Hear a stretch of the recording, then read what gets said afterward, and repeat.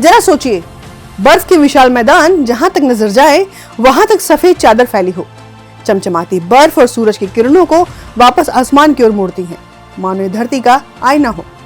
ठंडी हवाओं के बीच आर्कटिक का बर्फीला संसार न केवल धरती का सौंदर्य है, बल्कि हमारे ग्रह के लिए ढाल भी है। लेकिन अब ये बर्फीला संसार खतरे में है। इंसानी गतिविधियों से बढ़ता प्रदूषण और ग्रीन हाउस गैसों का उत्सर्जन इस बर्फ को तेजी से पिघला रहा है। दोस्तों, हाल ही में एक अध्ययन प्रकाशित हुआ है जिसमें बताया गया है कि आर्कटिक महासागर का पहला बर्फ मुक्त दिन 2030 या उससे पहले भी आ सकता है। मतलब जब महासागर में सिर्फ 10 लाख वर्ग किलोमीटर से कम बर्फ बचेगी।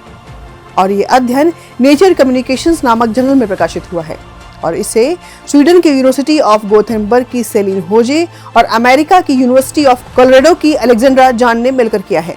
पिछले 40 सालों में आर्कटिक की बर्फ हर दशक 12.6 की रफ्तार से घट रही है और ऐसा तेजी से बढ़ते ग्रीन हाउस गैसों के उत्सर्जन की वजह से हो रहा है और इन गैसों से धरती का तापमान बढ़ता जा रहा है।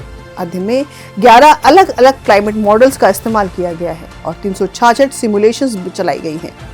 ज्यादातर सिमुलेशंस ने अनुमान लगाया है कि अगर ग्रीन हाउस गैस उत्सर्जन में कटौती भी की गई, तब भी आर्कटिक का पहला बर्फ मुक्त दिन अगले 7 से 20 साल में देखने को मिलेगा। लेकिन दोस्तों, ये सब इतना भी सरल नहीं है।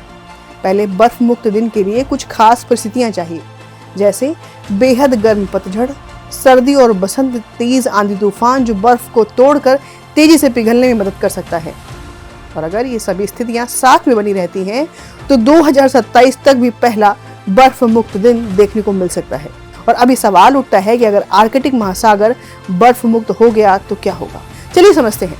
बर्फ सूरज की किरणों को वापस अंतरिक्ष में भेजती है, लेकिन बर्फ पिघलने के बाद पानी ये काम नहीं कर पाएगा और इससे आर्कटिक और गर्म होगा और दुनिया भर में मौसम और भी खराब हो सकता है। दूसरा है, पिछले 10 सालों में समुद्र का स्तर 1990 के मुकाबले 1.5 गुना तेजी से बढ़ रहा है। अगर ग्रीनलैंड की पूरी बर्फ पिघल गई तो समुद्र का स्तर 6 मीटर तक बढ़ सकता है।